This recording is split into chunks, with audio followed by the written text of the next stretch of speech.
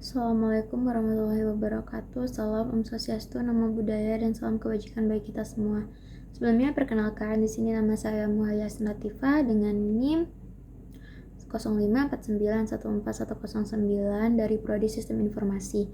Pada kesempatan kali ini saya akan menjelaskan program pengurutan data menggunakan algoritma merge sort dan counting sort dalam bahasa Java dengan arah pengurutan dari yang terbesar ke yang terkecil.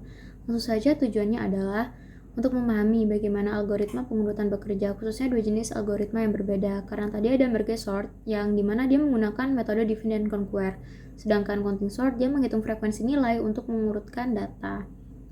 Baik, langsung saja kita ke penjelasan program pertama yang dimana saya menggunakan merge sort. Algoritma ini bekerja dengan cara membagi data menjadi dua bagian, lalu setiap bagian diurutkan secara rekursif dan kemudian digabungkan kembali menjadi satu kesatuan yang terurut. Baik, langsung saja kita lihat di sini. Pada baris pertama dan kedua ada merge sort Java, di mana import array agar fungsi array.string dapat digunakan untuk menampilkan array. Baris ketiga adalah deklarasi kelas dari merge sort itu sendiri. Selanjutnya baris nomor 5-21 itu sebagai fungsi dari merge. Fungsinya antara lain menghitung panjang dua subarray, membuat array sementara untuk menampung data, membagikan salinan data, indeks untuk data tersebut, dan membandingkan elemen.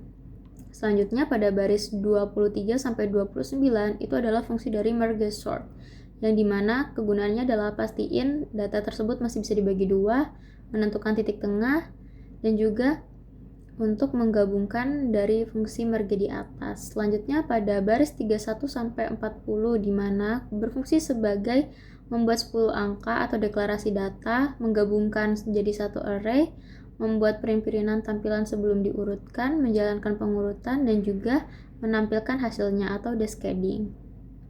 Selanjutnya di sini kita akan membahas yang menggunakan metode counting sort Java.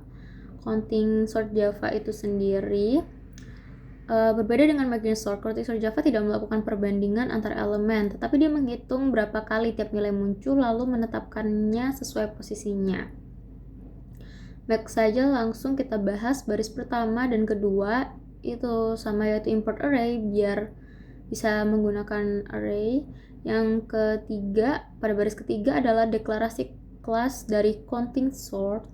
Lanjut pada baris 6-20 yaitu fungsi dari counting sort dex, di mana kegunaannya itu mencari nilai terbesar di array dan juga array menampung frekuensi tiap angka, menghitung berapa kali angka muncul, dan juga sebagai isi output berdasarkan posisi conv.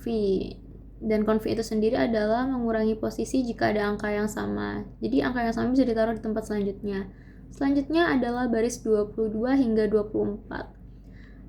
Digunakan sebagai pembalikan urutan agar hasil descendingnya bisa sesuai dengan yang dimau, yaitu dibalik dari output. Selanjutnya baris 26-35. Di sana ada deklarasi data, terus print data awal menampilkan array sebelum diurutkan, counting sort dex adalah jalankan pengurutan descending, dan yang terakhir adalah print data urut untuk menampilkan hasil akhir. Baik, selanjutnya di sini saya memberikan analisis dan kesimpulan dari hasil percobaan kedua algoritma tersebut mengurutkan data dari terbesar yang terkecil di outputnya. Sedangkan untuk merge sort bekerja dengan cara rekursif dan stabil untuk data yang besar, sedangkan kalau counting sort lebih cepat untuk data kecil dengan nilai integer terbatas. Keduanya memiliki hasil yang sama tetapi pendekatannya berbeda, di mana pada aspek kompleksibilitas waktu, kompleksibilitas ruangan, dan juga di tipe di sini adalah merge sort perbandingannya divide dan conquer, sedangkan di counting sort dia tidak menggunakan perbandingan alias menggunakan perhitungan.